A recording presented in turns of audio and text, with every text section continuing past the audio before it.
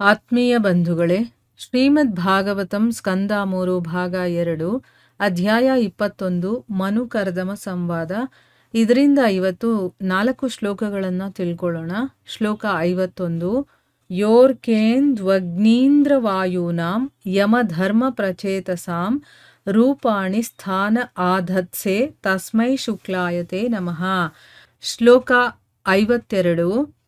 ನ ಯದಾ ರಥಮಾಸ್ಥಾಯ ಚೈತ್ರಂ ಮಣಿಗಣಾರ್ಪಿತಂ ವಿಸ್ಫೂರ್ಜಚ್ಛಂಡಕೋದಂಡೋ ರಥೇನ ತ್ರಾಸಯನ್ನಘಾನ್. ಶ್ಲೋಕ 53. ಸ್ವಸೈನ್ಯಚರಣಕ್ಷುಣ್ಣಂ ವೇಪಯನ್ ಮಂಡಲಂ ಭುವಃ ವಿಕರ್ಷನ್ ಬೃಹತೀಂ ಸೇನಾಂ ಪರ್ಯಟಸ್ಯಂಶುಮಾನಿವ. ಶ್ಲೋಕ 54. ತದೈವ ಸೇತವಃ ಸರ್ವೇ ವರ್ಣಾಶ್ರಮ ನಿಬಂಧನಾಃ ಭಗವದ್ರಚಿತಾ ರಾಜನ್ ಭಿದ್ಯೇರನ್ ಬತದಸ್ಯುಭಿಃ. ಅನುವಾದ: ನೀನು ಅವಶ್ಯವಾದಾಗ ಸೂರ್ಯದೇವ, ಚಂದ್ರದೇವ, ಅಗ್ನಿದೇವ, ಸ್ವರ್ಗಾಧಿಪತಿಯಾದ ಇಂದ್ರ, ವಾಯುದೇವ, ದಂಡಾಧಿಪತಿಯಾದ ಯಮ, ಧರ್ಮದೇವತೆ, ಜಲದೇವತೆಯಾದ ವರುಣ ಇವರ ಪಾತ್ರವನ್ನು ವಹಿಸುವೆ. ನೀನು ಭಗವಾನ್ ವಿಷ್ಣುವಲ್ಲದೆ ಬೇರೆಯಲ್ಲ. ಅಂತಹ ನಿನಗೆ ಸರ್ವ ನಮಸ್ಕಾರಗಳು.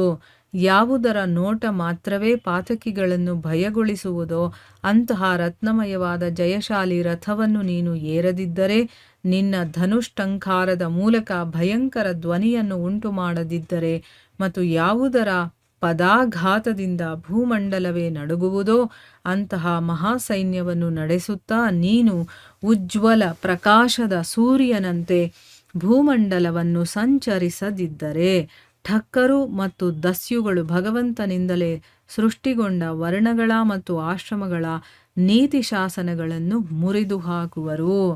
ಇವು ಶ್ಲೋಕಗಳು ಮತ್ತು ಅವುಗಳ ಅನುವಾದ. ಈಗ ಭಾವಾರ್ಥದ ಮೂಲಕ ನಾವು ಇದರ ಅರ್ಥವನ್ನು ತಿಳ್ಕೊಳ್ಳೋದಕ್ಕೆ ಪ್ರಯತ್ನ ಮಾಡೋಣ. ಹೋದ ಭಾಗದಲ್ಲಿ ನಾವು ಏನು ತಿಳ್ಕೊಂಡಿದ್ವಿ? ಮಹಾರಾಜ ಆ ಆಶ್ರಮಕ್ಕೆ ಬಂದು ತನ್ನ ಮುಂದೆ ತಲೆ ಬಾಗ್ತಾ ಇರೋದನ್ನು ನೋಡಿ ಮುನಿ ಅವರನ್ನು ಗೌರವವಾಗಿ ಸ್ವಾಗತಿಸಿ ಅವರಿಗೆ ಮರ್ಯಾದೆಯನ್ನು ಕೊಡಬೇಕು ಅದನ್ನೆಲ್ಲ ಕೊಟ್ಟು ಬರಮಾಡ್ಕೊಳ್ತಾನೆ. ರಾಜ ಸತ್ಕಾರವನ್ನು ಪಡ್ಕೊಂಡ್ಮೇಲೆ ಸುಮ್ಮನೆ ಮೌನವಾಗಿ ಕೂತ್ಕೊಂಡ್ಬಿಟ್ಟಿದ್ದಾನೆ. ಆಗ ಕರ್ದಮ ಮುನಿಗಳೇನು ಮಾಡಿದ್ರು? ಭಗವಂತನ ಆದೇಶವನ್ನು ನೆನಪಿಸ್ಕೊಂಡು ಈಗ ರಾಜನಿಗೆ ಸಂತೋಷ ಪಡಿಸ್ತಾ ಈ ರೀತಿ ಹೇಳ್ತಾರೆ. ಅಂದರೆ ನೀನು ಈಗ ಪ್ರಯಾಣವನ್ನು ಕೈಗೊಂಡಿದ್ಯಲ್ಲ, ಅದು ಸಾಧುಗಳ ರಕ್ಷಣೆಗೆ ಮತ್ತು ದುರುಳರನ್ನು ಅಥವಾ ದುಷ್ಟರನ್ನು ಶಿಕ್ಷೆ ಕೊಡೋದಕ್ಕೋಸ್ಕರ. ಅದೇ ನಿನ್ನ ಉದ್ದೇಶವಾಗಿರುತ್ತೆ. ಯಾಕೆಂದರೆ ನೀನು ಶ್ರೀಹರಿಯ ರಕ್ಷಣಾ ಶಕ್ತಿಯ ಮೂರ್ತಿ ಇದ್ದ ಹಾಗೆ ಅಂತಂದ್ಬಿಟ್ಟು ಹೇಳಿದ್ರು. ಈಗ ಮುಂದುವರೆದು ಹೇಳ್ತಾರೆ, ನೀನು ಅವಶ್ಯವಾದಾಗ ಅಂದರೆ ಯಾವಾಗಾದರೂ ಸಂದರ್ಭ ಬಂದಾಗ ಸೂರ್ಯದೇವ, ಅಗ್ನಿದೇವ, ಚಂದ್ರದೇವ, ಸ್ವರ್ಗಾಧಿಪತಿಯಾದಂಥ ಇಂದ್ರ, ವಾಯುದೇವ, ದಂಡಾಧಿಪತಿಯಾದಂಥ ಯಮ, ಧರ್ಮದೇವತೆ, ಜಲದೇವತೆ, ವರುಣ ಇದರ ಪಾತ್ರವನ್ನು ವಹಿಸ್ತೀಯಾ? ಅಂತಂದರೆ ಏನು? ನೀನೇ ಇದೆಲ್ಲ ಆಗಿ ಇಲ್ಲಿ ನೀನು ಅದನ್ನೆಲ್ಲ ನೋಡ್ಕೊಳ್ತೀಯ ಅಂತ. ಭಗವಂತನ ವಿಷ್ಣು ಅಲ್ಲದೆ ನೀನು ಬೇರೆ ಅಲ್ಲ. ಅಂಥ ನಿನಗೆ ನಮಸ್ಕಾರಗಳು ಅಂತಂದರೆ ಭಗವಂತನ ಒಬ್ಬ ಅಧಿಪತಿಯಾಗಿ ಇಲ್ಲಿದ್ದಾನೆ ಅಂತ. ಆ ಭಗವಂತನ ಬದಲಿಗೆ ಇಲ್ಲಿದ್ದಾನೆ. ಅದಕ್ಕೆ ಅವನು ನೀನು ಭಗವಂತ ವಿಷ್ಣು ಅಲ್ಲದೆ ಬೇರೆ ಅಲ್ಲ ಅಂತಂದ್ಬಿಟ್ಟು ಇಲ್ಲಿ ಹೇಳ್ತಾ ಇದ್ದಾರೆ. ಅದಕ್ಕೆ ರಾಜ ಆದಮೇಲೆ ಅವನು ಏನು ಹೇಳ್ತಾನೋ ಆ ರೀತಿ ನಡ್ಕೊಳ್ಳೋದು ಎಲ್ಲರ ಕರ್ತವ್ಯವಾಗಿರುತ್ತೆ. ರಾಜನ ಆಜ್ಞೆ ಭಗವಂತನ ಆಜ್ಞೆ ಹಾಗೆ ಅಂತ ಹೇಳ್ತಾರೆ. ಆಯಿತಾ? ಸ್ವಾರ್ಥ ಇಲ್ಲದೆ ಅವರು ನಿಸ್ವಾರ್ಥವಾಗಿ ಜನಗಳನ್ನು ನೋಡ್ಕೊಳ್ತಾ ಇದ್ರು. ಆದರೆ ಈಗ ಆಗಿಲ್ಲ ಅಂತ ಕೂಡ ನಾವು ತಿಳ್ಕೊಂಡಿದ್ದೀವಿ. ಸೊ ಈಗ ಭಾವಾರ್ಥದಲ್ಲಿ ಗುರುಗಳು ಇಲ್ಲಿ ಏನು ಹೇಳ್ತಾ ಇದ್ದಾರೆ ಅಂತಂದರೆ, ಕರ್ದಮ ಮುನಿ ಬ್ರಾಹ್ಮಣನಾಗಿದ್ದನು ಮತ್ತು ಸ್ವಯಂಭುವನು ಒಬ್ಬ ಕ್ಷತ್ರಿಯನಾಗಿದ್ದನು. ಹೀಗಿದ್ದುದರಿಂದ ಮುನಿಯು ರಾಜನಿಗೆ ಪ್ರಣಾಮಗಳನ್ನು ಸಲ್ಲಿಸಬೇಕಾಗಿರಲಿಲ್ಲ. ಏಕೆಂದರೆ ಸಾಮಾಜಿಕವಾಗಿ ಅವನ ಸ್ಥಾನವು ರಾಜನದಕ್ಕಿಂತ ಹಿರಿಯದಾದುದು. ಆದರೆ ಅವನು ಸ್ವಯಂಭುವ ಮನುವಿಗೆ ತನ್ನ ಪ್ರಣಾಮಗಳನ್ನು ಸಲ್ಲಿಸಿದುದು. ಏಕೆಂದರೆ ಮನುವು ರಾಜನೂ ಚಕ್ರವರ್ತಿಯೂ ಆಗಿದ್ದು ಪರಮಪ್ರಭುವಿನ ಪ್ರತಿನಿಧಿಯಾಗಿದ್ದನು. ಪರಮಪ್ರಭುವು ಒಬ್ಬ ಬ್ರಾಹ್ಮಣನಾಗಿರಲಿ, ಕ್ಷತ್ರಿಯನಾಗಿರಲಿ ಅಥವಾ ಓರ್ವ ಶೂದ್ರನಾಗಿರಲಿ ಅವನು ಯಾವಾಗಲೂ ಪೂಜಾರ್ಹನಾಗಿರುತ್ತಾನೆ. ಪರಮಪ್ರಭುವಿನ ಪ್ರತಿನಿಧಿಯಾಗಿರುವ ಸ್ಥಾನದಲ್ಲಿರುತ್ತಾ ರಾಜನು ಪ್ರತಿಯೊಬ್ಬನಿಂದಲೂ ಗೌರವಪೂರ್ಣ ನಮಸ್ಕಾರಗಳಿಗೆ ಅರ್ಹನಾಗಿರುತ್ತಾನೆ.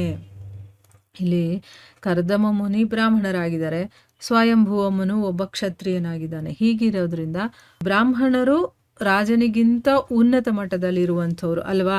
ಕರ್ದಮ ಮುನಿಗಳು ಈಗ ನೋಡಕ್ಕೆ ಹೋದರೆ ಅವರಿಗಿಂತ ಉನ್ನತ ಮಟ್ಟದಲ್ಲಿ ಇರುವಂಥವ್ರು. ರಾಜನಿಗೇನು ಅವರು ನಮಸ್ಕಾರ ಮಾಡಬೇಕು ಅಂತೇನಿಲ್ಲ. ಅಂದರೆ ಸಾಮಾಜಿಕ ಪದ್ಧತಿಯಲ್ಲಿ ಅವರ ಸ್ಥಾನ ರಾಜನಿಗಿಂತ ದೊಡ್ಡದು. ಆದರೆ ಇಲ್ಲಿ ಸ್ವಯಂಭುವ ಮನುವಿಗೆ ಆ ಮುನಿಗಳು ಪ್ರಣಾಮವನ್ನು ಯಾಕೆ ಮಾಡಿದ್ರು ಅಂತಂದರೆ, ಅವನು ಒಬ್ಬ ರಾಜ, ಅದರಲ್ಲೂ ಚಕ್ರವರ್ತಿಯಾಗಿದ್ದಂಥವನು. ಚಕ್ರವರ್ತಿ ಅಂತಂದರೆ ಭಗವಂತನ ಪ್ರತಿನಿಧಿ ಅವನಲ್ವಾ, ಅದಕ್ಕೋಸ್ಕರ. ಅಂದರೆ ಅಲ್ಲಿ ಅರ್ಥ ಏನು ಅಂದರೆ, ಭಗವಂತ ಯಾವುದೇ ರೂಪದಲ್ಲಿದ್ದರೂ ಕೂಡ, ಅವನೊಬ್ಬ ಬ್ರಾಹ್ಮಣನಾಗಿರಲಿ, ಕ್ಷತ್ರಿಯರಾಗಿರಲಿ, ಅಥವಾ ಒಬ್ಬ ಶೂದ್ರನೇ ಆಗಿಬಿಟ್ಟಿರಲಿ, ಅವನು ಯಾವಾಗಲೂ ಪೂಜಾರ್ಹನಾಗಿರ್ತಾನೆ. ಅವನು ಯಾವ ರೂಪದಲ್ಲಿದ್ದಾನೆ ಅನ್ನೋದು ಇಂಪಾರ್ಟೆಂಟ್ ಅಲ್ಲ. ಅವನು ಭಗವಂತ ಆಗಿದ್ರೆ ಅವನು ಎಂಥ ರೂಪದಲ್ಲಿ, ಒಂದು ಪ್ರಾಣಿಯ ರೂಪದಲ್ಲಿದ್ದರೂ ಕೂಡ ಅವನಿಗೆ ನಾವು ನಮಸ್ಕರಿಸಬೇಕು, ಅಥವಾ ಅವನು ಪೂಜೆಗೆ ಅರ್ಹನಾಗಿರ್ತಾನೆ ಅಂತಂದ್ಬಿಟ್ಟು. ಸೊ ಇಲ್ಲಿ ಪರಮಪ್ರಭುವಿನ ಪ್ರತಿನಿಧಿಯಾಗಿರುವ ಒಂದು ಸ್ಥಾನದಲ್ಲಿರೋದ್ರಿಂದ ರಾಜ ಎಲ್ಲರಿಂದಲೂ ಕೂಡ ನಮಸ್ಕಾರಗಳನ್ನು ಪಡ್ಕೊಳ್ಳೋದಕ್ಕೆ ಅರ್ಹನಾಗಿರ್ತಾನೆ ಅಂತ ಅರ್ಥ. ಯಾರಾದರೂ ಕೂಡ ಅವನಿಗೆ ನಮಸ್ಕಾರ ಮಾಡಬೇಕು. ಅವರು ದೊಡ್ಡವರಾಗಿರಲಿ, ಚಿಕ್ಕವರಾಗಿರಲಿ, ಅವ್ರು ಹೇಗೆ ಇರಲಿ, ಆ ರಾಜನ ಒಂದು ಸ್ಥಾನಕ್ಕೆ ಅವರು ಗೌರವವನ್ನು ಕೊಡಲೇಬೇಕಾಗತ್ತೆ ಅನ್ನೋದು ಇದರ ಅರ್ಥ. ಯಾವುದರ ನೋಟ ಮಾತ್ರನೇ ಪಾತಿಕೆಗಳನ್ನು ಭಯಗೊಳಿಸುತ್ತೋ, ಅಂದರೆ ಒಂದು ಘನತೆ, ಗಾಂಭೀರ್ಯದಿಂದ ಇರುತ್ತಲ್ಲ ಅಂಥ ರಥ, ಅದನ್ನು ನೋಡಿದ್ರೇ ದುಷ್ಟರಿಗೆ ಹೆದರಿಕೆ ಆಗಬೇಕು. ಆ ರೀತಿಯ ಒಂದು ರತ್ನಮಯವಾದಂಥ ಜಯಶಾಲಿ ರಥವನ್ನು ನೀನು ಏರಲಿಲ್ಲ ಅಂತಂದರೆ ಏನಾಗುತ್ತೆ ಅಂದರೆ, ಈ ಸಮಾಜಕ್ಕೆ ಬ್ರಾಹ್ಮಣರ ಅಗತ್ಯ, ಮಹರ್ಷಿಗಳ ಅಗತ್ಯ, ಅಂದರೆ ಸಾಧನೆ ಮಾಡಿ ಅವರು ಎಲ್ಲ ತಿಳ್ಕೊಂಡಿರ್ತಾರೆ ಜ್ಞಾನವನ್ನು ಅಲ್ವಾ, ಅಂಥವ್ರ ಅಗತ್ಯ ಎಷ್ಟಿದೆಯೋ, ಮತ್ತು ಹೋಮ ಹವನ ಇದನ್ನೆಲ್ಲ ಮಾಡಿ ಆ ಒಂದು ಪಾಸಿಟಿವ್ ವೈಬ್ರೇಷನನ್ನು ಕೊಡ್ತಾರೆ ಈ ಜಗತ್ತಿಗೆ. ಅಂಥವ್ರು ಎಷ್ಟು ಇಂಪಾರ್ಟೆಂಟೋ, ಈ ಜಗತ್ತನ್ನು ಸಂರಕ್ಷಣೆ ಮಾಡೋದು, ಅದಕ್ಕೆ ದುಷ್ಟರು ಇವರಿಂದ ಏನೂ ತೊಂದರೆ ಆಗದೆ ಇರೋ ಥರ ನೋಡ್ಕೊಳ್ಳೋದು ಕೂಡ ಅಷ್ಟೇ ಇಂಪಾರ್ಟೆಂಟ್. ಅದು ಕ್ಷತ್ರಿಯರು ಮಾಡ್ತಾರೆ.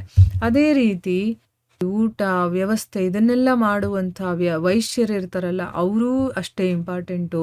ಮತ್ತು ಇವರಿಗೆಲ್ಲ ಸಹಾಯ ಮಾಡುವಂಥ ಕಾರ್ಮಿಕರ ವರ್ಗ, ಅಂದರೆ ಶೂದ್ರರು ಇರ್ತಾರಲ್ಲ, ಅವರು ಕೂಡ ಅಷ್ಟೇ ಇಂಪಾರ್ಟೆಂಟ್. ಯಾರೂ ಇಲ್ಲಿ ಮೇಲು ಕೀಳು ಅಲ್ಲ. ತಮ್ಮ ತಮ್ಮ ಕೆಲಸಗಳನ್ನು, ತಮ್ಮ ತಮ್ಮ ಜವಾಬ್ದಾರಿಗಳನ್ನು ಅವರು ನಿಷ್ಠೆಯಿಂದ ಮಾಡ್ಕೊಂಡು ಹೋಗಬೇಕು. ಎಲ್ಲರ ಅವಶ್ಯಕತೆಯೂ ಈ ಒಂದು ಸಮಾಜಕ್ಕೆ ಇರುತ್ತೆ.